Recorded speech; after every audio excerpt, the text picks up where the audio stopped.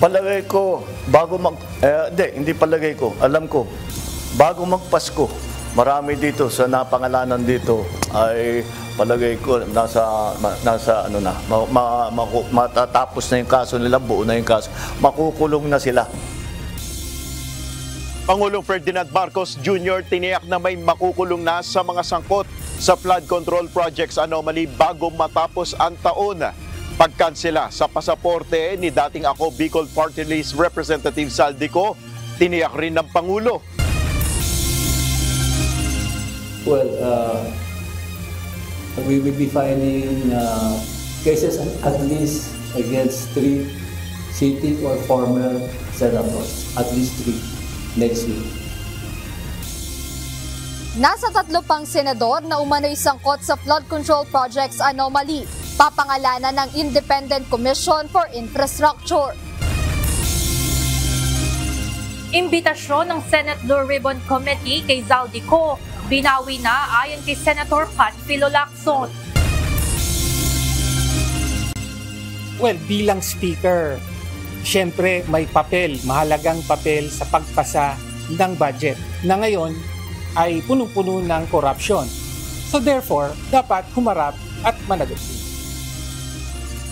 Dating House Speaker Martin Romualdez may pananagutan umano sa flood control mess ayon sa isang opisyal ng House Minority Bloc.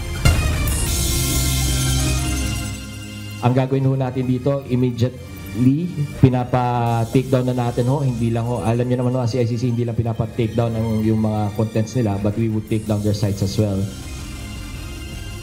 Website ng mahigit 30 social media influencers.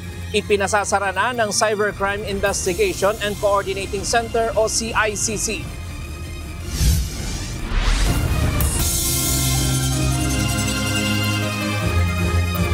Magandang hapon, Pilipinas at sa buong mundo.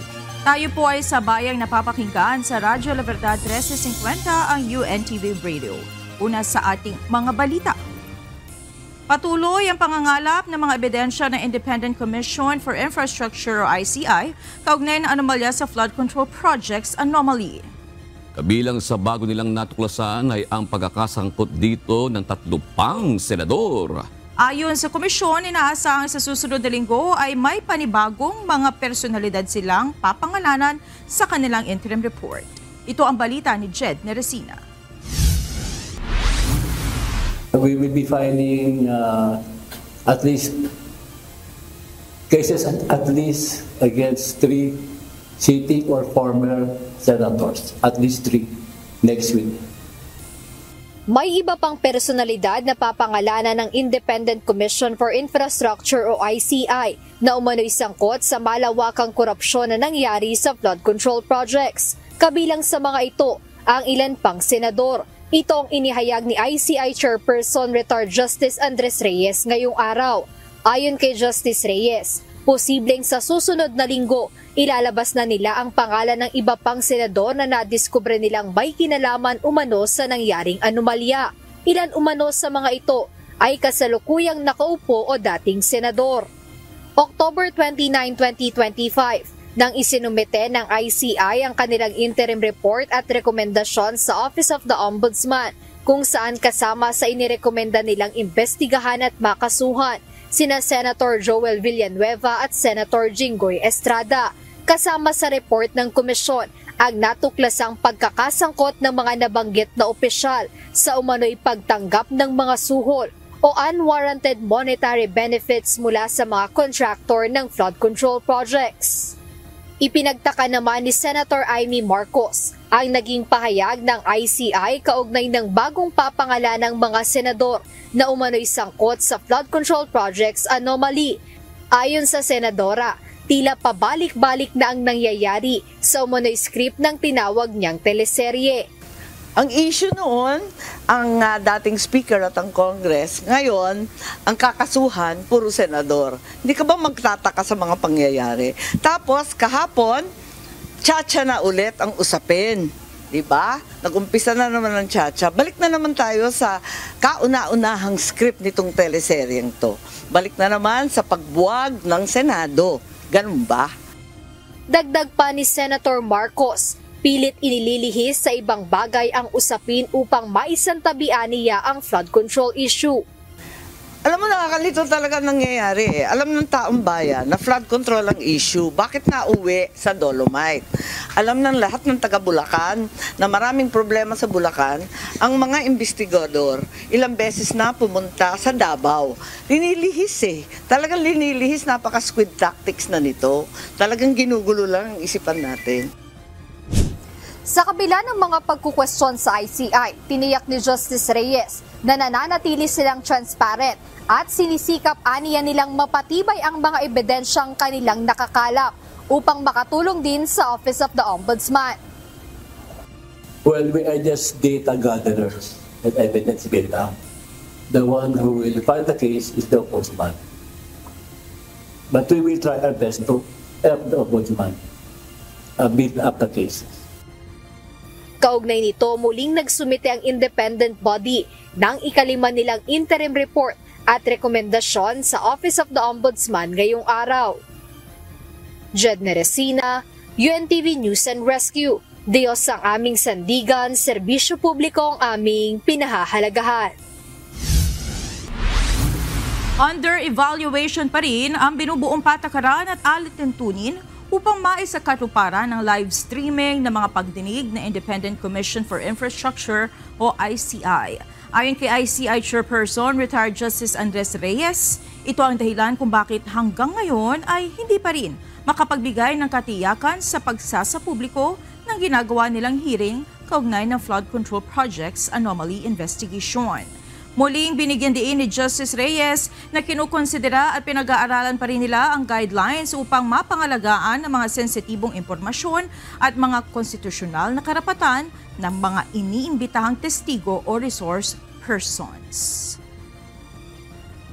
We'll be ready, but I think we might ask the person if he wants a live stream. So it depends on the resource person. We're studying that matter because these are potential witnesses, and if they feel harm to their, harm or threat to their safety, they might ask for that. But there's no yes or no right now on that. We're still evaluating everything. Hindi matatapos ang taon nang walang naipakukulong dahil sa flood control projects anomaly. Ito ang kumpiyansang pahayag ni Pangulong Ferdinand Marcos Jr. Handa rin kansilahin ni PBBM ang pasaporte ni dating Congressman Zaldico. Ito ang balita ni Nel Maribuhok. Kaya't yung mga taong yan na kasabwat dyan, ito, mga walang hiyang ito, sa nagnanakaw ng pera ng bayan, tapos na ang maliligaya ninyong araw. Hahabulin na namin kayo. Hindi nahahayaan ni Pangulong Ferdinand Marcos Jr. na magpatuloy pa ang mga nananamantala sa taong bayan. Ayon kay Pangulong Marcos, hahabulin na at pananagutin ng pamahalaan ang mga tiwaling opisyal ng gobyerno at iba pang personalidad na sangkot sa anomalya sa flood control projects. Ito ang binigyan diin ng Pangulo matapos niyang magbigay ng update sa mga naging aksyon at hakbang ng pamahalaan at resulta ng ginagawang investigasyon sa isyu ng mga maanumalyang proyekto kontra baha.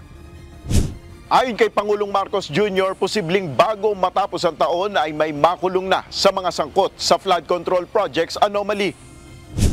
Palagay ko, hindi palagay ko, alam ko, bago magpasko, marami dito sa napangalanan dito ay palagay ko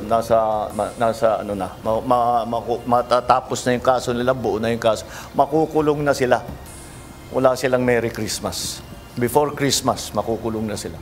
Sa ulat ni PBBM, mula September 29 hanggang November 6, nagsumite na ang Independent Commission for Infrastructure o ICI sa Office of the Ombudsman ng recommendation para sa criminal at administrative cases laban sa 37 individual na konektado sa maanumalyang flood control projects. Kabilang narito ang kasong graft and corruption, malversation, falsification, plunder at paglabag sa Code of Conduct for Public Officers. Giit ng Pangulo, hindi dapat madaliin ang investigasyon. Dapat anyang makabuo ng matibay na ebidensyang magdidiin sa mga sangkot sa anomalya. Alam mo nyo, kinakatakutan namin na yung mga alam natin na talagang kasabwat dito sa kawalanghiyang ito ay makakalusot sa kaso dahil because of a legal technicality. Dahil nagkamali tayo sa pagbuo ng ebidensya, dahil hindi maganda ang ating pagpresenta ng kaso, o nakalimutan natin pumirma sa isang dokumento. Yung mga maliliit na bagay na ganyan, nalalaglag ang kaso dahil dyan. Pero ayon kay ICI Chairperson Retired Justice Andres Reyes, masyado pang maaga na kumpirmahin na may makukulong na sa darating na Disyembre. Well, that's a premature statement. I cannot influence the other parts of the government. We are only recommending. But of course, I think everybody wishes that. Well, we are with the PDP people on this crusade against corruption. Sa tanong naman kung makakasama ba sa mga makakasuhan ang kanyang pinsan na si dating House Speaker Martin Romualdez, sagot ng Pangulo, I don't think so because the only evidence that has been made against him is in the Senate. So I don't know. With the Speaker, no. Not as yet. Not as yet. If something else comes out, then he might have to be answerable for something. Handa naman si PBBM na kanselahin ang pasaporte ni dating House Appropriations Chairman Saldico kung may matibay ng legal na basihan para gawin ito. And the legal answer is because hindi pa nasampahan ng kaso, therefore the request for the cancellation of his passport cannot yet be made. However, when that time comes, we will immediately cancel his passport. Nasa ibang bansa si Ko sa kadahilan ng medikal, ngunit hindi pa ito bumabalik sa gitna ng patuloy na investigasyon sa budget insertions at flood control projects. Samantala, ipinaliwanag ng Pangulo na hindi lamang dahil sa korupsyon ang dahilan ng paghina ng piso kontra dolyar. Ayon kay PBBM, kabilang sa dahilan na ito ay ang mga nagdaang kalamidad at epekto ng mga pagbabago sa kalakalan sa ibang mga bansa. You have to remember that it's not only because of these problems. Yung bagyo, yung nawala na working days na sa sa ekonomiya natin because of climate change. Sa nakalipas na mga araw na itala sa 59 pesos ang halaga ng piso kontra dolyar. Ang itinuturong dahilan ay ang paghina ng market confidence dahil sa isyu sa gobyerno. Nel Maribuhok, UNTV News and Rescue, Diyos ang aming sandigan, serbisyo publiko ang aming pinahalagahan. Naniniwala ang isang House leader na talagang may pananagutan sa flood control controversy si dating House Speaker at Leyte 1st District Representative Martin Romualdez. Samantala, iba ang pananaw dito ng ilan nilang kasamahan sa Kamara. Ito ang balita ni Rosa Licoz. Well, bilang Speaker, siyempre may papel, mahalagang papel sa pagpasa ng budget na ngayon ay punong-puno ng korupsyon. So therefore, dapat humarap at managot din. Taliwas sa naging pahayag ni Pangulong Ferdinand Marcos Jr. na tila walang sapat na ebidensya laban kay Leyte 1st District Representative Martin Romualdez sa maanumalyang flood control projects. Naninindigan si House Deputy Minority Leader at ACT Teachers Party List Representative Antonio Tino na hindi maaaring maabsuelto ang dating House Speaker sa kaso. Ayon sa Makabayan lawmaker, bukod sa dating House Leader, may pananagutan din umano sina Pangulong Marcos at dating Senate President Francis Escudero. Ayon kay Congressman Tino, bahagi rin sina PBBM at Senador Escudero sa mga nagpasa ng kontrobersyal na 2025 national budget kung saan nakapaloob ang pondo sa mga questionableng proyekto kontra baha. Ang insertions at pag-aproba sa flood control ay ginawa ng House, ng Senate at maging ng Malacanang. So ang mga pinuno ng lahat ng yan, so yung Senate President, yung House Speaker at saka yung Presidente mismo, may pananagutan dyan. Iba naman ang pananaw ng ilan nilang kasamahan sa Kamara na sang-ayon sa sinabi ng Pangulo. Sa tingin ko tama yung sinasabi ng Pangulo. No? Anong ebidensya natin ngayon kung wala yon? Yung Gutesa. Yung Gutesa nga, nag-uumpisa pa lang meron ng falsifikado kasi yung kanyang notarization, falsifikado na. Ganito rin ang posisyon ni Deputy Speaker, La Union 1st District Representative Paulo Ortega at House Human Rights Chairperson, Manila 6th District Representative Benny Abante na naniniwalang walang record na direktang makapagtuturo kay Congressman Romualdez sa anomalya. Rosa Licoz, UNTV News and Rescue. Diyos ang aming sandigan, serbisyo publiko ang aming pinahahalagahan. May pagbabago na naman sa mga inimbitahan sa Senate Blue Ribbon Committee hearing bukas ayon kay Senator Panfilo Lacson. Inihayag naman ni Senator Amy Marcos kung sino ang inaasahang very important witness sa pagdinig. Ito ang balita ni Ivan Alvarez. Sir, what about Saldico? Si Saldico, we're extending our invitation kung po pwede siyang mag-participate via Zoom. Inaasahan na sana ang pagdalo ni dating Ako Bicol Party List Representative Zaldico sa Senate Blue Ribbon Committee hearing bukas, November 14. Ngunit ayon kay Committee Chairperson Panfilo Lacson, binawi na ang imbitasyon para sa dating mambabatas. Paliwanag nito, hindi natuloy ang orihinal na plano na imbitahan si Ko na dumalo sa pamamagitan ng online video conferencing. Napag-isip-isipan niya nila na baka magbigay lamang ang hearing ng pagkakataon para magsalita si Ko ng anumang gustuhin nito kahit wala namang mabigat na ebidensya.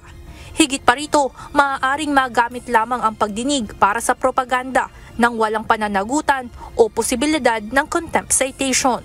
Ayon pa kay Senator Lacson, nakipag-ugnayan na rin sa kanya ang kampo ni Ko at sinabing kasalukuyang nagpapagamot sa Estados Unidos ang dating mambabatas, kaya hindi rin makakadalo sa naturang hearing.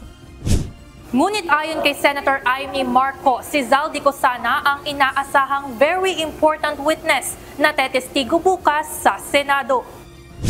Higit sa lahat, nabalitaan natin dati na si Martin Romualdez ay a-appear sa Blue Ribbon. Nagbago rin ang isip. Tignan natin kung magbago rin ang isip ni Saldi. Pero since tinatanong ninyo kung sino yung VIP, sa pagkaalam ko yun. Kaugnay na rin ito ng sinabi ng senadora kahapon na original plan umano na maging star witness si dating House Speaker Martin Romualdez bago makumbinsi si Ko na magbigay ng kanyang testimonya. Dapat umuwi siya. Yun ang maliwanag. Ba't siya nagtatago sa Zoom? Higit sa lahat, bakit? Mas paniniwalaan siya kaysa sa mga testigong humarap. Samantala, hindi rin naniniwala si Senator Amy Marcos na mayroong mga matataas na opisyal na makukulong bago matapos ang taon. Kasunod yan ang garantiyang ibinigay sa publiko ng kanyang kapatid na si Pangulong Ferdinand Marcos Jr. Oo, hanggang sa level lang ng Assistant DE, pambihira, at sa mga RD. Ewan ko, di ba yun ang sabi? Ang sabi kanina, mahaba daw yung listahan kaya hindi mabasa, pero wala pa rin. Hindi rin kumbinsido ang presidential sister na kasali sa makakasuhan ang kanyang pinsan na si Martin Romualdez, lalo na at wala pa rin mga matitibay na ebidensyang makakapag-ugnay dito sa malawakang flood control scandal. Evan Alvarez, UNTV News and Rescue. Diyos ang aming sandigan, serbisyo publiko ang aming pinahahalagahan. Nagsimula na ang public viewing para sa 7 luxury vehicles na kinumpiska ng Bureau of Customs mula sa mag-asawang Curly at Sara Diskaya. On display na ngayon sa parking area ng Office of the Commissioner Grounds sa port area ang mga mamahaling sasakyan na nakatakdang i-auction sa susunod na Huwebes, November 20. Ito ay kinabibilangan ng kontrobersyal na Rolls-Royce Cullinan, gayon din ang isang Lincoln Navigator, Bentley Bentayga, Mercedes-Benz G63, AMG, Toyota Sequoia, Mercedes-Benz G500 at Toyota Tundra. Tinatayang nagkakahalaga ng mahigit 103 million pesos ang 7 sasakyan.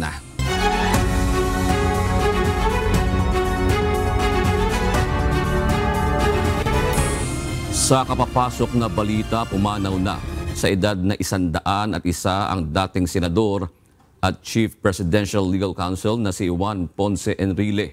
Ito ang kinumpirma ng kanyang anak na si Katrina sa isang Instagram post. Ayon kay Katrina, pumanaw ang kanyang ama kaninang alas 4 ng hapon sa kanilang tahanan kapiling ang pamilya. Nagsilbi sa gobyerno si Enrile mula pa noong 1960s sa panahon ni dating Pangulong Ferdinand Marcos Sr. 3 termino siyang nagsilbi sa Senado at naging Senate President mula 2008 hanggang 2013. Una nang naiulat na dinala sa ICU ng isang ospital si Enrile dahil sa sakit na pneumonia. Ang buong UNTV News and Rescue ay nakikiramay sa mga naiwan ni JPE. Kinumpirma ng Philippine National Police Criminal Investigation and Detection Group na sinampahan nila ng kaso si Cavite 4th District Representative Francisco Barzaga. Ayon kay PNP, CIDG Director, Police Major General Robert Morico II, kasama ang mambabatas sa 77 individual na sinampahan nila ng reklamo noong Oktubre. Ito ang balita ni Lea Ilagan. If there is a crime committed, whatever and whoever ang personality na involved, big or small, whether you are a politician or just a farmer or a laborer, ay a-actionan po ng Criminal Investigation and Detection Group because yung rule of law sa Pilipinas ay kailangan ipatupad po natin. Walang personalan. Ito ang iginiit ni Philippine National Police Criminal Investigation and Detection Group Director, Police Major General Robert Alexander Morico II. Kaugnay ng pagsasampa ng reklamo laban kay Cavite 4th District Representative Francisco Kiko Barzaga dahil sa nangyari noong September 21 protest. Ayon kay Major General Morico, ginagawa lamang nila ang kanilang trabaho na mag-imbestiga at magsampa ng reklamo laban sa mga mapatutunayang sangkot sa nangyaring kaguluhan sa naturang protesta. But you know, it is part ng mission ng Criminal Investigation and Detection Group to file cases, solve cases involving yung great magnitude ng mga cases such as this one. Let me just emphasize that this is nothing personal. There was a crime committed. It is a violent one. And there are police officers that were injured. There were government properties that was destroyed sa city of Manila. It is being paid by the taxes of the people. So that is the reason na we filed the cases. Idinipensa din ng General kung bakit kasama si Congressman Barzaga sa sinampahan ng reklamo, gayong hindi naman ito nakita sa rally. For every crime, there is a story behind the story.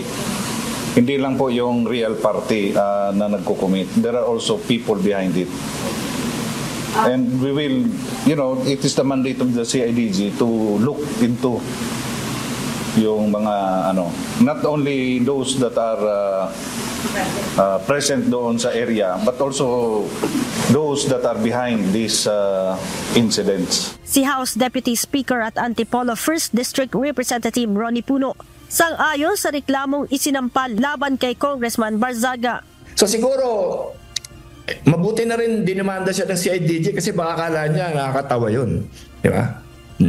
So, para madala naman siya na hindi tama yung tututok ka ng kahit ano sa ibang tao. Dagdag ng kongresista, sa susunod na linggo ay nakatakda na muli ang pagdinig sa ethics complaint na inihain ng National Unity Party laban kay Congressman Barzaga. Maikli naman ang naging reaksyon ng mambabata sa reklamong isinampa ng CIDG laban sa kanya. Para sa kanya, tila natakot ang Pangulo sa mga nangyayari.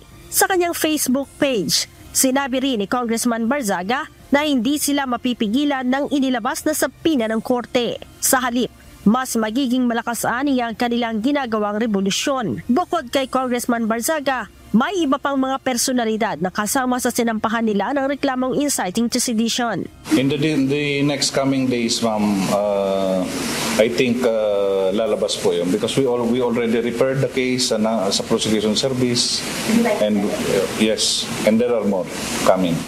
Sinabi pa ng General na hindi rin ligtas sa reklamo ang mambabatas sa protesta sa Forbes Park noong October 13. Nilinaw naman ang pinuno ng CIDG na hindi sila ang nag-issue ng subpoena laban kay Congressman Barzaga na kumakalat sa social media. About the subpoena, ma'am, that was posted on Facebook, I cannot comment on that. Because if you will see on the letterhead, it did not come from the CIDG. National Prosecution Service, I think, Quezon City ang letterhead. So, I'm not the, yung party to talk about it. Pero bakit nag-file po ng... Yeah. But I do confirm na yung subject ng yung tinatanong ninyo, si Congressman Barzaga, we did file. We did refer the case sa Department of Justice. Sa huli, ipinaliwanag ng CIDG na hindi nila pinipigilan ang pagpapahayag ng mga saloobin ng sinuman basta't ang ginagawa ng mga ito ay naaayon sa batas. Leia Ilagan, UNTV, News and Rescue. Diyos ang aming sandigan, serbisyo publiko ang aming pinahahalagahan. Nabulabog ng bomb threat ang University of the Philippines sa Maynila ngayong araw. Ito ay matapos makatanggap ng email ang isang programmer ng Philippine General Hospital o PGH na nagbabantang pasasabugin umano ang gusali. Agad na pinalabas ng building ang mga estudyante at mga kawani ng paaralan saka nagsagawa ng inspeksyon ang Manila Police District. Bandang 1:30 ng hapon ay dineklara ng MPD na negatibo sa anumang pampasabog ang lugar. Mariin namang kinindena ng pamunuan ng UP Manila ang insidente at tiniyak na nakikipag-ugnayan na sila sa pulisya para matukoy ang nasa likod ng pananakot. Kahapon ay nakatanggap din ng bomb threat ang UP Diliman Campus dahilan para agad na magsagawa ng inspeksyon sa universidad ang QCPD at natukoy na walang pampasabog sa paaralan. Narito naman ang mga balita sa iba't ibang panig ng mundo. Ihahatid ng ating global correspondent na si May Viandog mula sa Perth, Australia.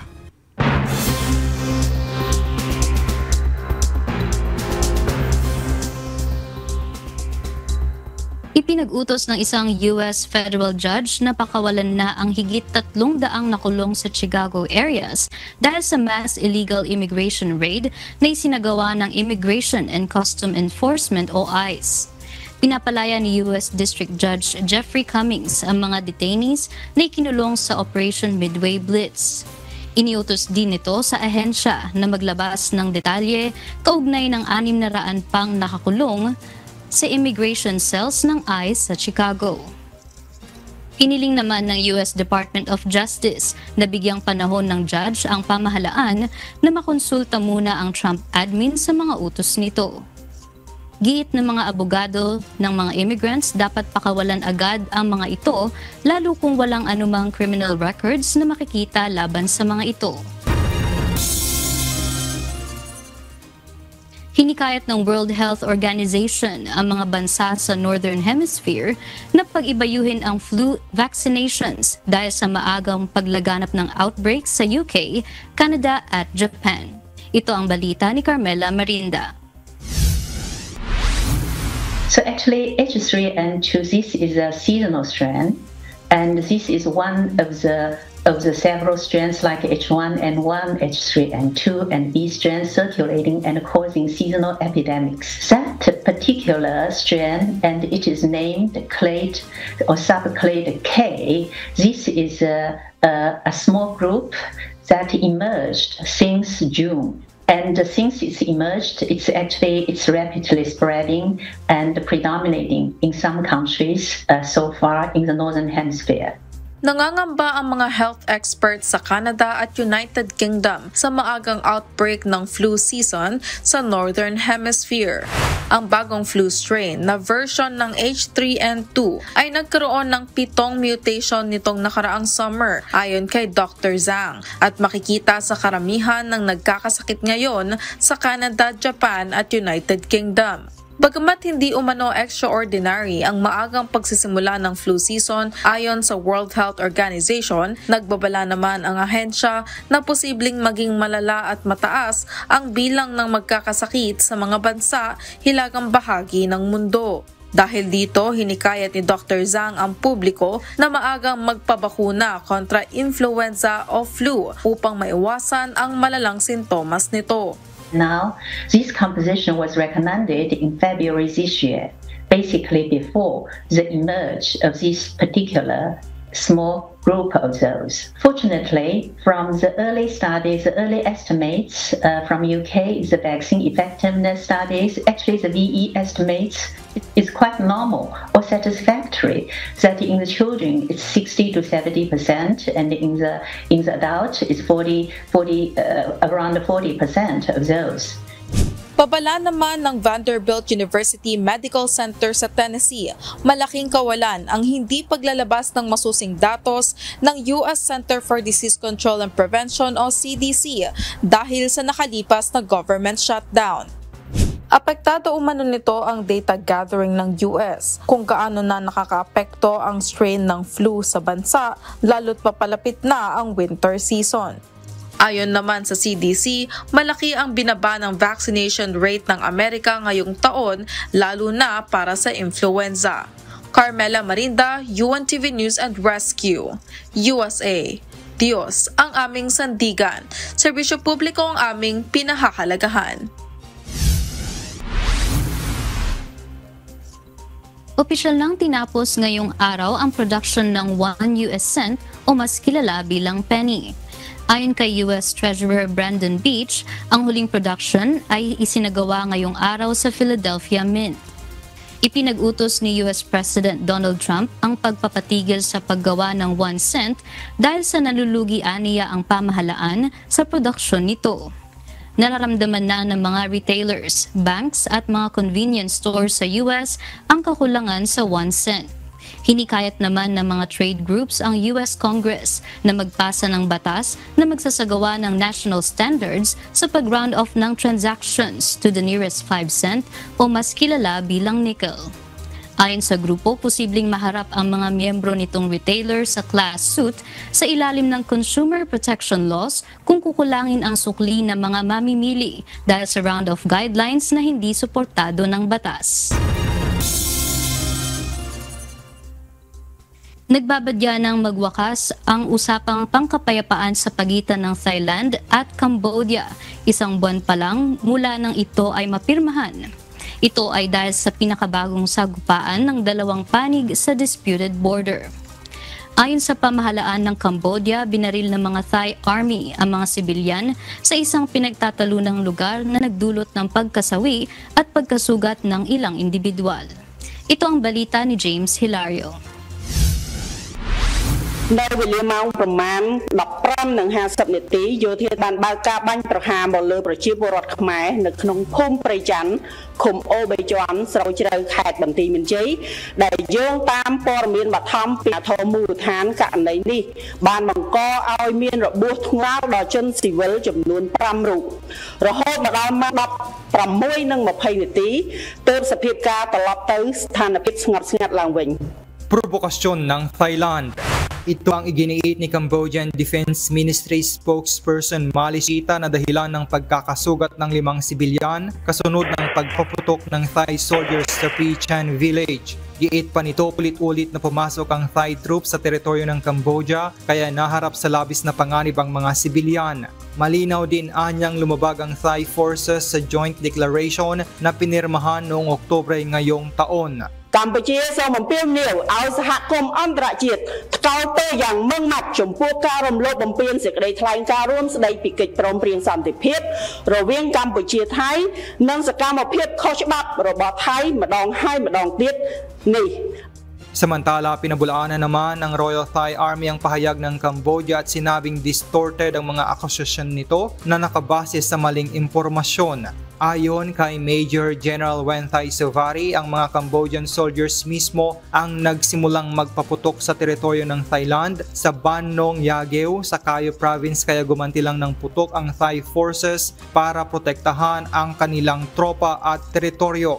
Dagdag pa ng Thai Army, tanging warning shots lamang ang kanilang ginawa at tumigil din sila nang mawala ang banta. Giit pa ng Thailand, ang paggamit ng Cambodian forces ng Human Shield ang labag sa international humanitarian law.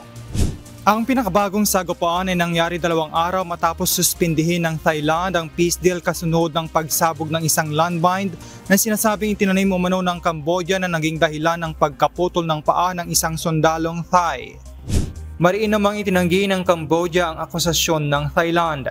Ayon kay Cambodia Prime Minister Hun Manet, nananatiling committed ang kanyang bansa na lutasin ang alitan sa mapayapang paraan. Ngunit mariin din itong kinundina ang Thai firing na labag sa kasunduang pangkapayapaan. Sa kabilang panig, iginiit ni Prime Minister Anutin Charnvirakul ng Thailand na para sa kanila, tapos na ang peace deal sa pagitan ng Thailand at Cambodia at gagawin na lang nila ang makabubuti para sa kanilang bansa. James Hilario, UNTV News and Rescue. Diyos ang aming sandigan, serbisyo publiko ang aming pinahahalagahan.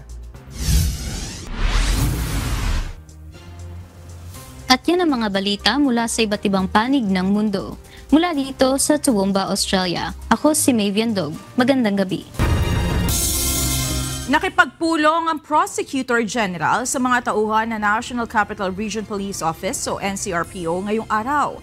Ito ay upang paghandaan ang nakatakdang pagtitipon ng isang religious group sa susunod na linggo. Ayon kay Prosecutor General Fadulyon, nakahanda ang mga prosecutor sa araw ng rally upang tumanggap ng posibleng reklamo o magsagawa ng inquest proceedings kapag nagkaroon ng kaguluhan.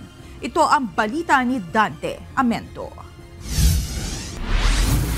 Ang pinag-usapan namin dito ay para doon sa preparasyon na kailangan gawin ng ating mga kapulisan at ng ating mga prosecutors in the event that there will be any disruptions or any violence. Naka-standby ang mga piskal o prosecutors sa 3 araw na itinakdang rally kontra korupsyon ng isang religious group simula sa Linggo, November 16 hanggang Martes, November 18. Kaugnay nito, nakipagpulong si Prosecutor General Richard Anthony Fadulyon sa National Capital Region Police Office o NCRPO kanina. Similar to what happened in September 21. So we're just making sure that all preparations are in place. We do not want to be complacent. Ayon kay Fadulyon, bukod sa kahandaan sa seguridad, dapat available din ang mga prosecutor sa mga posibleng ihahaing reklamo. Ang mga piskal ay inaasahan na magsasagawa ng inquest proceedings kung kinakailangan. We just want to make sure that in the event there will be any forces who will try to disrupt or to create any chaos during the said event, we will be ready to handle these cases. Umaasa ang DOJ na magiging mapayapa ang gagawing rally, hindi tulad noong September 21 na may mga nasaktan. Wala naman anyang ibang agenda ang kanilang pagpupulong kundi alam ng mga otoridad ang gagawin. Bukod sa Manila, babantayan din anya ng mga otoridad ang Quezon City kung saan magkakaroon din ng rally. Dante Amento, UNTV News and Rescue. Diyos ang aming sandigan, serbisyo publiko ang aming pinahahalagahan. Hindi pinagbigyan ng Korte Suprema ang petisyon ng isang vlogger o ng ilang vlogger na kumakwestiyon sa investigasyon ng Kamara hinggil sa pagkalat ng fake news sa social media. Giit ng SC, hindi nalalabag ng mga pagdinig ang karapatan sa malayang pamamahayag dahil layon lamang nitong makalap ang datos para sa paggawa ng batas. Binigyan din ng Korte na walang pinangalanan o tinarget na individual si Congressman Ace Barbers na siyang umupong chairperson ng komite na nangunguna sa pagdinig sa ginawa nitong privilege speech. Dagdag pa ng SC, tungkulin ng Kongreso na tugunan ng banta ng disinformation bilang bahagi ng pagprotekta sa publiko at demokrasya. Humiling si Senator Ronald Bato de la Rosa sa Korte Suprema ng temporary restraining order laban sa posibleng pagpapatupad ng umano'y arrest warrant sa kanya mula sa International Criminal Court o ICC. Ayon sa abogado ng senador, may panganib na maaresto ang senador o mapasakamay ng hukuman ng ibang bansa nang hindi sumasailalim sa due process. Ito ang balita ni Ivan Alvarez. As of now, I cannot comment on that. But if there is an order from a competent court, whoever po ang nakapangalan doon, we will implement the warrant of arrest. Nananatiling tikom ang bibig ng Philippine National Police Criminal Investigation and Detection Group o CIDG sa umano'y inilabas na warrant of arrest ng International Criminal Court para kay Senator Ronald Bato de la Rosa. Gayunman, sinabi ni CIDG Director Police Major General Robert Alexander Morico II na handa nila itong isilbi kung mayroon ng order mula sa korte.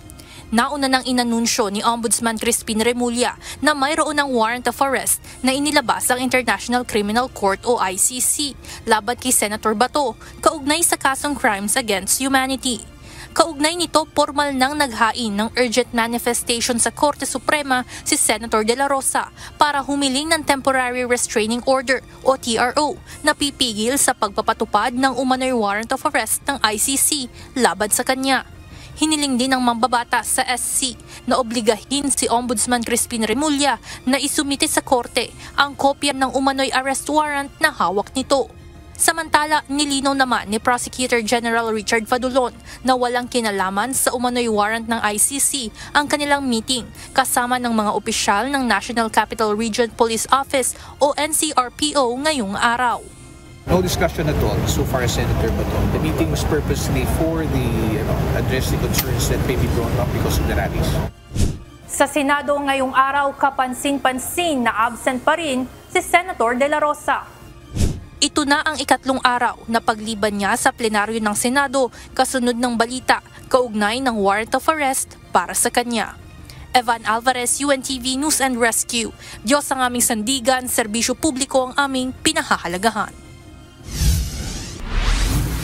Kinilala ni Vice President Sara Duterte ang mga kontribusyon ng Office of the Vice President ilang araw bago ang ika-70 anibersaryo nito sa Nobyembre 15. Sa kanyang mensahe, sinabi ng pangalawang Pangulo na naging matatag na haligi ng demokrasya ang OVP mula nang itatag ito noong 1935. Ginagawaan niya nitong pagkakataon ng mga hamon upang makapaghatid ng epektibong serbisyo sa publiko. Bawat pangalawang Pangulo ay naglayag sa kani-kanilang natatanging panahon at hamon. Mula sa pagbangon, pagkatapos ng digmaan, hanggang sa mga krisis at revolusyon. At bawat isa sa pamamagitan ng personal na dedikasyon ay pinalawak ang kakayahan at mandato ng tanggapang ito. Formal nang nanumpa kanina bilang bagong Bureau of Internal Revenue Commissioner si Finance Undersecretary Carlito Mendoza. Mismong si Pangulong Ferdinand Marcos Jr. ang nagsagawa ng oath-taking. Bago ang kanyang pagkakahirang sa BIR, pinamunuan ni Mendoza ang Revenue Operations Group ng Department of Finance na tumutok sa operasyon ng BIR at Bureau of Customs upang matiyak na maaabot ang target na kita ng pamahalaan. Si Mendoza na top 3 sa 2004 bar exam ay dating District Collector ng BOC Port of Cebu at naging private lawyer at professor bago pumasok sa pamahalaan. Posibleng maharap sa kasong kriminal ang mga kandidato na mapatutunayang nagsinungaling sa kanilang Statement of Contributions and Expenditures o SOSE. Halimbawa nito ay kung hindi nilagay sa SOSE ang tamang donasyon na natanggap. Bukod sa paglabag sa Omnibus Election Code, kasama sa pwedeng isampang kaso ay perjury at falsification of public documents. Tinitingnan na namin individually yung mga SOSE patungkol sa deklarasyon, tamang deklarasyon na isama ba o hindi na isama.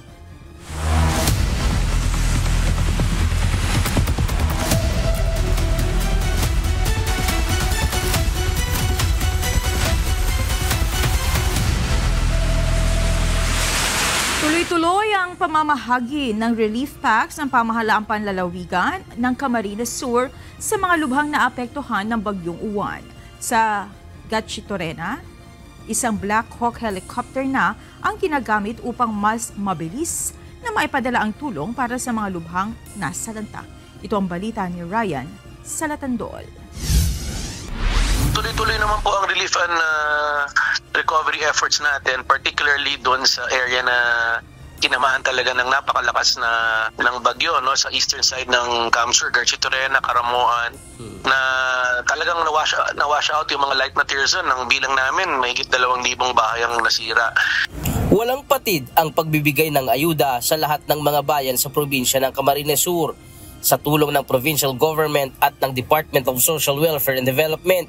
Sa eastern part ng Camarines Sur, airlift na ang ginagamit upang makapaghatid ng tulong sa mga apektadong residente. Katuwang ang Philippine Army at Philippine Air Force, naghahatid ang LGU Camsur ng mga relief pack sa kanila. Ayon kay Governor Elry Villafuerte, napakaraming sirang bahay silang nakita sa bayan ng Garchitorena at bayan ng Karamuan. Sa pinakahuling ulat ng PDRRMC Camarines Sur, 64,393 ang mga damaged houses sa buong probinsya. 7,707 dito ang totally damaged at 56,689 naman ang partially damaged. Samantala, umabot na sa 635,825,755 ang pinsala sa agrikultura at 412,258,570 sa infrastruktura at 274,050,000 sa edukasyon. Kaya naman nanawagan din ng tulong ang gobernador sa national government upang makabangon ang probinsya ng Camarines Sur sa pinsalang dulot ng bagyong Uwan. Well, palagi naman pong limitado ang pondo, so napakalaking problema. But kung ano man yung pondong natitira, humingi tayo ng tulong sa mga NGO, private organizations, lalo sa national government na mabigyan tayo ng quick response funds. Sa ngayon ay meron na lamang 63,125 na mga individual ang nasa mga evacuation centers sa buong probinsya. Ryan Salatandol, UNTV, News and Rescue. Diyos ang aming sandigan, serbisyo publiko ang aming pinahahalagahan. Umapela ang Department of Human Settlements and Urban Development sa mga lokal na pamahalaan na ipatupad ang tinaguriang no-build zones. Kasunod ito ng pagkasawi ng mahigit sa 200 individual dahil sa pagbaha noong Bagyong Tino. Ayon kay Housing Senior Undersecretary Henry Yap, kailangang mapaluwag ang mga daluyan ng tubig upang maiwasang umapaw ito. Isa yun ang naging problema natin dahil hindi natin na-control yung settlements doon. Dumikit na po sila sa gilid ng ilog or nung mga channels natin. So nung nag-overflow yung tubig na yon, naturally, mag-spill over doon sa settlements. Kaya ang daming mga bahayan ang nasira doon. So ang suggestion po namin, itong mga critical slope saka yung mga no-build zone, dapat patuparin ng LGU na huwag payagang bumalik yung mga nanirahan doon para maiwasan na mangyari ulit yung ganung problema. Sinimulan na ang pag-aayos sa nasirang dike sa Obando, Bulacan na gumuho sa kasagsagan ng Bagyong Uwan. Umabot sa 8 barangay sa Bulacan hanggang sa Valenzuela ang nalubog sa matinding baha dahil sa nasirang dike. Ito ang balita ni Nestor Torres, live. Estong, kailan ba inaasang matapos ang paggawa sa nasirang dike sa Obando? Magandang gabi, John. Kung makukumpleto nga yung mga sheet pile na kulang pa na darating sa bayan ng Obando, ay posibleng matapos ito hanggang sa susunod na linggo. Nagdulot ng panganib sa kaligtasan ng mga residente ng bayan Obando at Valenzuela ang nasirang dike sa barangay Lawa at Pako sa Obando, Bulacan.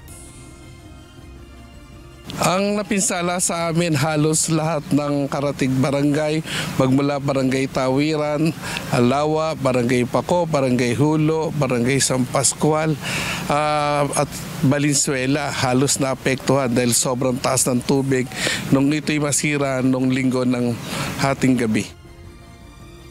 Linggo ng hating gabi nang gumuho ang dike dahil sa malakas na buhos ng ulang dala ng Bagyong Uwan na sinabayan ng high tide. Nawasak ito at nagiba, dahilan para makaranas ng matinding baha ang maraming barangay kasama na ang bahay ni Roberto Marquez na kapitan sa barangay Pako.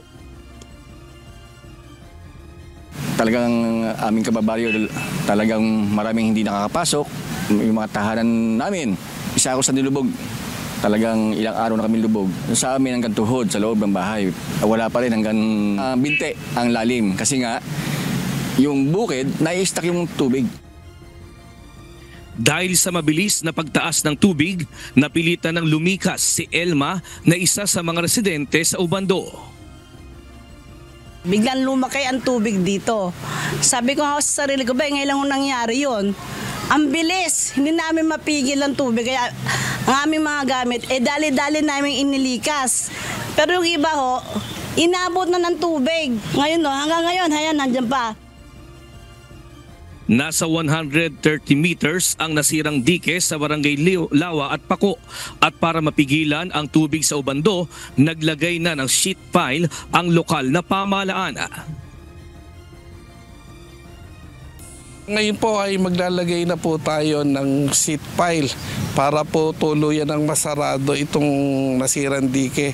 At sana po ay matapos ito agad na 1 linggo. Ayon kay Mayor Baleda, 2014 pa o mahigit 11 taon na anya ang dike sa barangay Lawa at Pako. Pakiusap nito sa pamahalaan, tuloy na sanang palitan ang kabuuan ng dike sa lugar para hindi na lumawak pa ang pinsalang dulot nito. Kami ngayon, ang bayan ng Ubando, ay nananawagan po kay Secretary Vince Dizon na sana ang Ubando sana ay mapaglaanan ng sapat na pondo para sa dike namin na umaabot ng 925 meters. Kung ito kasi magagawa, siguro mapapanatag na yung mga kalooban ng aking kababayan. June sa ngayon, nangangailangan pa ng mahigit 200 na karagdagang sheet pile ang LGU para tuluyang maharangan ang nasirang dike. At yan muna ang ating latest live mula dito sa Bulacan. Balik sa iyo, June. Maraming salamat, Nestor Torres. Ipinatake down o ipinasasara na ng Cybercrime Investigation and Coordinating Center o CICC ang mahigit 30 websites ng mga social media influencer at vlogger na patuloy umanong nagpo-promote ng illegal na online gambling. Ayon sa CICC, ilan sa mga ito ay paulit-ulit na nilabag ang babala ng pamahalaan sa kabila ng mga naunang pagpapaalaala. Ito ang balita ni Ryan Lacanlale. Ang gagawin ho natin dito, immediately, pinapa-take down na natin hindi lang alam niyo naman ang CICC, hindi lang pinapa-take down yung mga contents nila, but we would take down their sites as well. Seryoso ang pamahalaan sa pagsugpo sa illegal na online gambling sa bansa. Ito ang binigyang diin ng opisyal ng Cybercrime Investigation and Coordinating Center kasunod ng utos na i-take down o ipasara ang mahigit 30 website ng mga social media influencers at bloggers. Dahil ito sa patuloy at paulit-ulit na paglabag sa kabila ng warning na ibinigay sa kanila ng pamahalaan. Sa mga influencers, akala ho siguro nung iba, nung kinasuhan natin yung iba at saka tinake down natin mga sites, titigil ho tayo doon. Right now, CICC has identified a lot, more than 30 more influencers that are still promoting illegal online gambling. Hindi na ho tayo makikiusap sa kanila, dire-diretso na ho to. I-file na rin natin at i-endorse na rin natin doon sa PNP-ACG for the appropriate filing of cases. Sa mahigit 30, 15 ang pinangalanan ng CICC. Actually, may update po. 2 po dito sa 15 social media influencers ang na-take down na yung page as of today. So wala na po yung page ni Wamos na may 8.3 million followers at saka yung page ni 150 na may 2.9 million followers. So napakalaking po ito. It's a big victory for the people na lumalaban doon sa pananalasa ng illegal na online gambling. Sabi ng CICC, may ilang influencer na nagpaliwanag at nakipagtulungan sa pamahalaan kaya hindi na nila tinuluyang ipa-take down ang site. Subalit mayroon na tila binabaliwala ang warning ng pamahalaan. Pakiusap din ng CICC sa mga social media platform na bilisan din ang pag-takedown sa mga illegal na online gambling sites at mga nagpo-promote nito. Bukod dito, may panibagong 78 na influencers na may posibleng kaparehong paglabag at 147 illegal gambling sites. Base sa monitoring sa online reporting sites at monitoring ng Digital Pinoy's team. Posibleng makasuhan ng estafa, syndicated estafa o large-scale estafa ang mga ito depende sa ebidensyang makakalap laban sa kanila. Ryan Lacanlale, UNTV News and Rescue. Diyos ang aming sandigan, serbisyo publiko ang aming pinahahalagahan. Kasalukuyan sumasailalim sa masusing assessment ang mahigit 300 Pilipinong na repatriate mula sa Myanmar. Samantala, ilan din sa kanila ang tinitingnang posibleng nasasangkot sa illegal recruitment at human trafficking, habang ang iba naman ay tinuturing ng mga biktima ng ganitong modus. Ito ang balita ni Mia Alonzo. Kaya po dito din nila sa PAOK because yung illegal recruitment at trafficking in persons cases are part of the transnational crime. Bahagi sa isinasagawang assessment ngayon sa mga naiuwing Pilipino na nasagip sa scam hub sa Myanmar, ang pagtukoy sa mga sangkot sa illegal recruitment at human trafficking. Base sa inisyal na impormasyon na ibinigay ng Presidential Anti-Organized Crime Commission o PAOK, 17 sa kanila ang itinuturing na posibleng suspect sa paglabag sa Republic Act 9208 o Anti-Trafficking in Persons Act at RA 8042 o Migrant Workers and Overseas Filipinos Act. 5 naman ang tinuturing na mga nagsilbing complainant at saksi laban sa 17 na ito. As of now, they are repatriates. Kung anong lalabas po sa interview at sasabihin nila na sila yung mga nag-recruit at talagang there is deliberate intent on their part. Talagang may criminal, makita yung criminal implications sila, mga criminal acts. Doon po tayo magbabase na among them ay makakasuhan.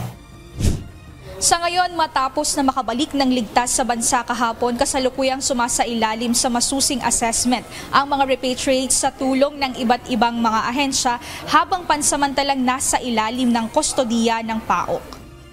Samantala, ay naman kay Migrant Worker Secretary Hans Leo Kakdak, umabot ng 2 linggo ang naging operasyon sa Myawaddy bago na rescue ang mga Pilipino sa isinagawang raid ng Myanmar authorities sa mga scam hub sa KK Park.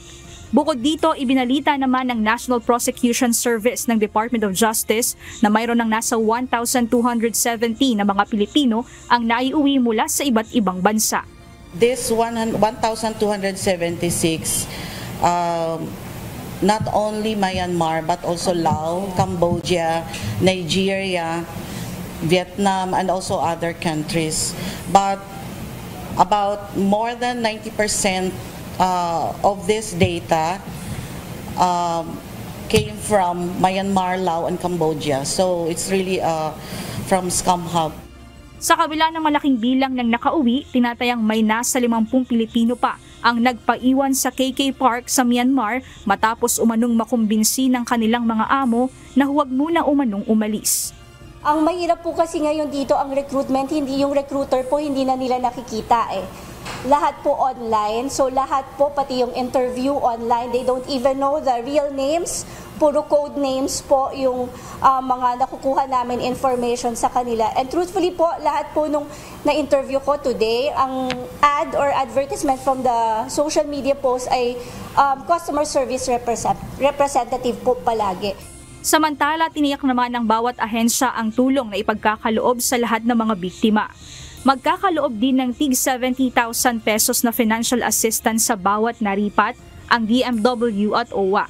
Habang pinag-aaralan din ang pagbibigay ng karagdagang livelihood assistance upang matulungan silang makapagsimula muli at maiwasan muling mabiktima ng pang-aabuso o panlilinlang.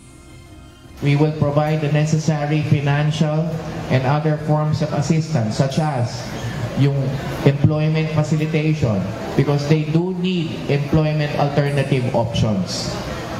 Hindi acceptable, hindi choice hindi option ang bumalik sila to any other scam hub or any other irregular or illegal migration track or illegal activity or to become victims once again of human trafficking. We will provide the necessary employment or livelihood facilitation to them. Mia Alonso, UNTV News and Rescue. Diyos ang aming sandigan, serbisyo publiko ang aming pinahahalagahan. Pansamantalang ipinasara ng Quezon City Government ngayong araw ang 14 na tindahan ng lechon sa La Loma District. Ito ay matapos mapatunayang positibo sa African Swine Fever o ASF ang ilang baboy na ginagamit ng mga ito. Nadiscover ito sa isinagawang inspeksyon ng City Veterinary Department and ng Bureau of Animal Industry kahapon.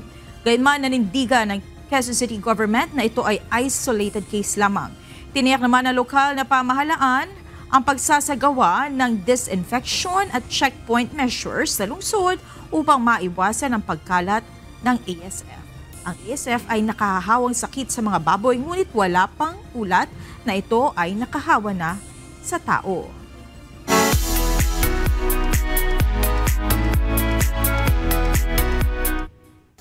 Isang kababayan natin sa Canada ang nag-share ng isa sa mga kamanghamanghang tanawin sa buong mundo, ang Aurora Borealis o Northern Lights. Ayon kay May Ketane, muli nilang nasilayan ng aurora dakong alas 7 kagabi, November 12, sa Winnipeg, Canada. Ang Aurora Borealis, ito ay natural na liwanag sa kalangitan na lumalabas tuwing gabi, lalo na kapag malamig ang panahon. Nangyayari ito kapag nagtatagpo ang mga particle mula sa araw at ang hangin sa paligid ng mundo, parang sayaw ng ilaw sa langit. Pinakamaganda itong makita sa mga lugar tulad ng Yukon, Northwest Territories at Alberta. Ang aurora ay hindi lamang basta liwanag sa kalangitan, kundi isang obra ng kalikasan na nagpapakita ng kagandahan at kamanghamanghang likha ng mailalang.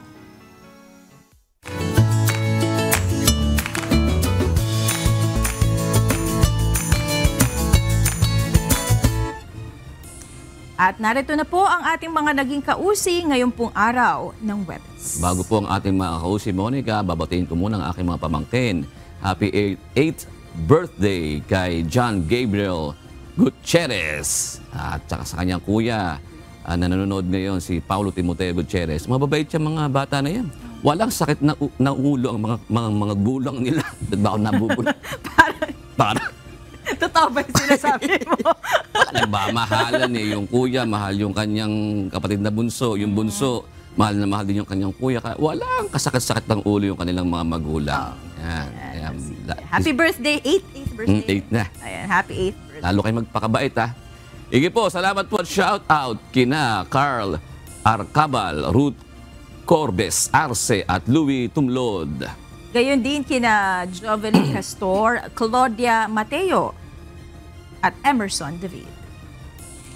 Samantala mga kasambahay, kung may mga istorya pa kayo nais balikan sa Ito Ang Balita, pwede nyo po itong muling mapanood sa aming mga official social media account. Magtungo lamang po sa UNTV News and Rescue YouTube channel at i-click ang subscribe button. Gayon din sa aming Facebook, Instagram, X at TikTok accounts. Mapapanood nyo rin po rito ang iba pang news programs ng UNTV, pati na iba pang video ng nag-iisang public service channel. Kaya subscribe, like, and share. Narito naman ang salita ng Diyos na ating sandigan mula sa aklat ng Juan 4:23 na nagsasabi, "Datapwat dumarating ang oras, at ngayon nga, nasasambahin ng mga tunay na mananamba ang Ama sa Espiritu at katotohanan, sapagkat hinahanap ng Ama ang mga gayon na maging mananamba sa Kanya."